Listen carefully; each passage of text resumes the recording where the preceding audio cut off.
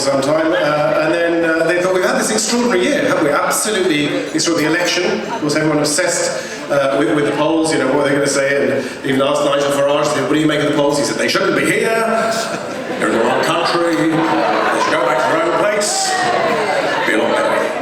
And then we had that extraordinary result of the election, David Cameron the morning after. I think we've had a wonderful result. I think we had a wonderful, we've increased our share of the vote by a massive 0.8%. We got 11.5 million votes, that's 3 million fewer than watched the Great British Bake Off. But I think it's exciting. I think it's wonderfully exciting. We got, 331 seats, whereas UKIP and the Greens got half as many votes and they got 2 seats. Yes, sorry, Prime Minister, do you think that's fair? No, I don't, Hugh. I don't think it's fair at all, but it is very funny. So, I mean, life isn't fair. Life isn't fair, and I think it's important that politics should reflect that. But I think we're in a different zone. I mean, life is different, and it changes after ISIS and all that. The other day I was standing next to Jeremy Corbyn at the England-France football match, and normally I never stand next to him. I'd rather stick my dick into a dead pig's mouth. No, I would not. I do that anyway. But I felt sorry. I felt sorry. There was poor Jeremy Corbyn having to sing the Marseillaise. I thought, poor chap, he's only just learned God Save the Queen. And I think it's hard. People say to me, they say, can you do a good Jeremy Corbyn? I say, wait, can he?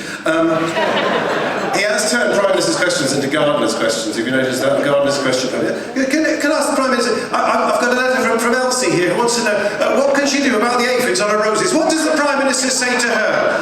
Well, I don't know. I think he should hit back with letters from his own constituents. I got a letter here from Lady Isabel Blinkenton Arscott, and she says, she's been on the Mediterranean all year with her husband, her second husband, on a cruise, and hasn't seen a refugee all year. So I don't accept this as wrong. But now, we've got a choice. People say, are we going to make the rich richer? Are we going to make the poor poorer? Look, I think we can do both. And are we going to tax rich people in their mansions or poor people who have a spare room? I think it's an absolute no-brainer. Help the vulnerable. You look at the Earl of Cardigan. He's got a £10 million house. He could lose that through no fault of his own. I think we should be absolutely behind him and not these people who happen to have a spare room they only use when their daughter comes out of dialysis. So I think it's quite clear. I think it's absolutely clear. I felt sorry for Ed Miliband. I wanted to see him go to see the Queen. You know the way he answered questions in those debates? And so the Queen would say, can you form a government? And he'd say, well, just let me answer that question directly. What was your name again? You asked me what my pledges are. You asked me what my promises are, and I'll tell you. I'm never going to give you up. I'm never going to let you down. I'm never going to turn around and desert you. I'm never going to tell a lie. I'm not going to tell a lie. But I don't know who half the politicians are. They got rid of the guy like William Hague. William Hague is no longer in the cabinet. Because he was good. He was foreign secretary. Because as you know, we have a prime minister who thinks that Somalia is a wine waiter. And he's gone, Vince Cable's gone. He reminded me of Barraclough in Porridge. Remember that? I'd really rather you didn't raise tuition fees. Oh, you've done it already. Oh, dear, what?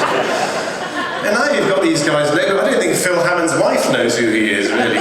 Darling, I'm home. Who the fuck are you? So I don't think I'm going to start on talking about the very, very important thing. I'm terribly sorry, I've forgotten your name. Oh, it's Theresa May, isn't it? I'm sorry, it was the moustache, put me on. Or was it the bird? No, I think it's important that we get to the bottom. I miss these characters. You need to have characters you recognise. I mean, do you remember the great days of John Prescott as Deputy Prime Minister? When you had a Deputy Prime Minister who looked like a National Express coach driver. That's what you want. Either that or Les Dawson, I was talking to Claire Short the other day. Claire Short never goes abroad. They will not much meet out of the country without a permit.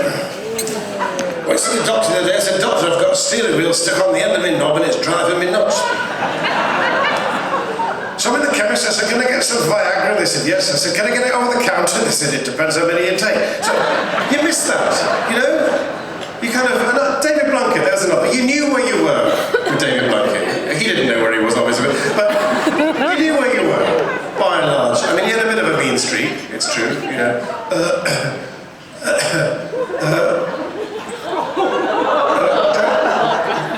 Don't pat the dog, he'll have your fucking head off.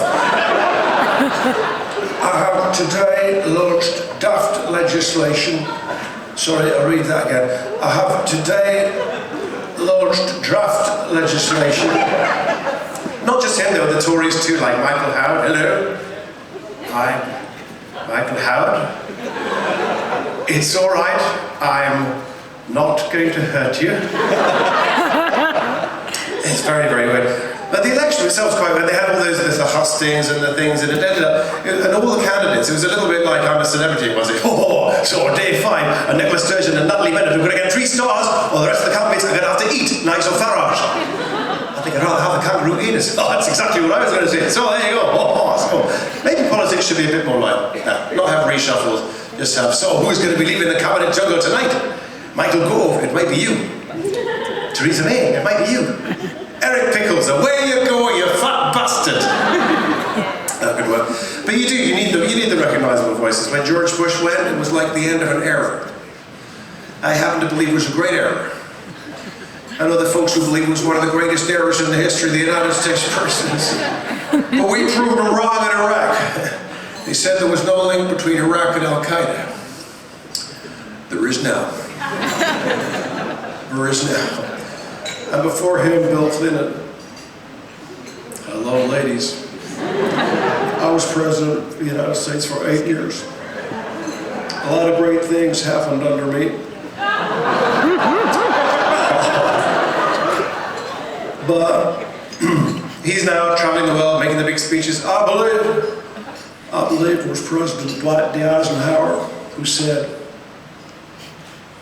tell a lie, it was Diana Ross, who said, reach out and touch somebody's glad hand. Oh, make this world a better place. I believe that. He's a great supporter of Barack Obama, and I believe Barack Obama, one of the first things that he did as President of the United States was to make my wife Hillary the Secretary of State, the United States Foreign Secretary. She did not come home for 4 years. I had the best 4 years of my entire life right there. And now, of course, we have Barack Obama, who speaks very slowly. In sentences of 5 words. Occasionally 2. Sometimes even 3. In extreme circumstances, 1. Speak slowly, with great authority, and occasionally it sounds like Kermit the Frog. Halfway down the stair, here's the stair we're racing. There isn't any other stair. Why, like, it's not at the bottom, it's not at the top, but that is the stair. I like to stop. Any big Donald Trump fans in tonight? We gotta keep out the hairdressers. Gotta ban hairdressers from coming into the United States until we figure out what the problem is. Over there, presidential candidate. Over here, he'd be lucky to be in pantomime at the theatre of We gotta get Aladdin, folks. We gotta kill the Muslim. What's he doing with the lamp? It's about oil. That's all I'm saying. Jesus. Anyone see Sarah Palin the other day? Well, tell me that was satire. So, we got a lot to do, ladies and gentlemen. We've got awards to get through. Are you ready for this? Yeah. I'm excited. I understand. I think you do a wonderful, an exciting and a wonderful job, and I think we've got an successful economy.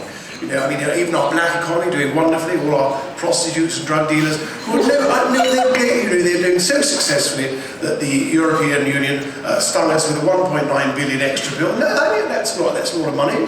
I accept it's a lot of money. Last time I saw a cheque for 1.9 billion, it fell out of a card on my 18th birthday. But no, I think the black marketeers, the prostitutes, they're working day in, day out, night in, night out, lying back and thinking of, I think, Romania or something. And I think they do a wonderful job. And I salute all the retailers here. Where are you? Where are the Procter & Gamble's of the world? Are you here? Okay, let's hear it from the Unilevers. That's the big one, isn't it? In the red corner, with a turnover of $80 billion and 200 brands, it is Procter & Gamble. In the blue corner, Unilever, with a turnover of $57 billion in 2014 and 400 brands. Asda, you here? This could be the last time. Sorry. I'm so sorry. I'm so sorry. The Tesco's haven't even fucking shown up, so never mind. There we go.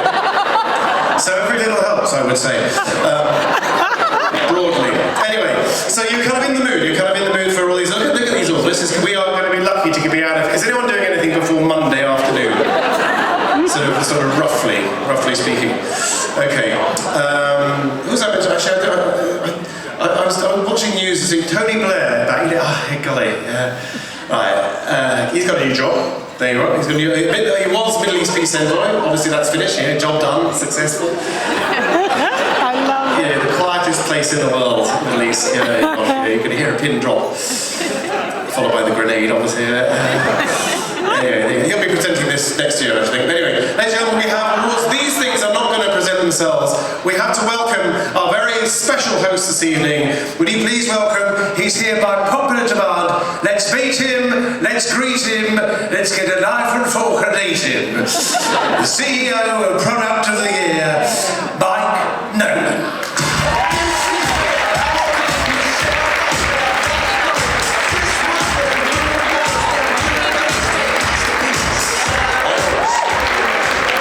Good to meet you, soldier. Take the stage.